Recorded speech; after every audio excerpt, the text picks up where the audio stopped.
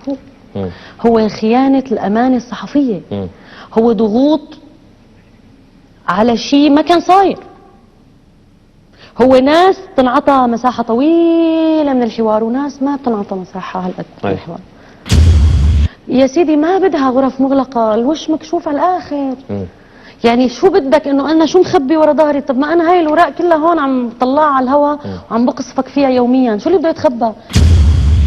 على زمان هتلر كان مسؤول الدعاية تبعه يقول له اكذب ثم اكذب ثم اكذب لابد ان يعلق شيء او حتى يصدقك الناس، لها روايتين.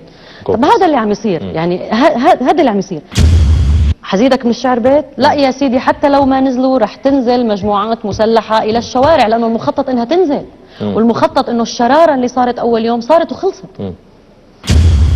بكره الصبح ما ينزل ولا واحد على الشارع من المعارضه الحقيقيه، الدم الفاير مثل ما بدك سميه. نحن دخلنا بدوره عنف يا نزار.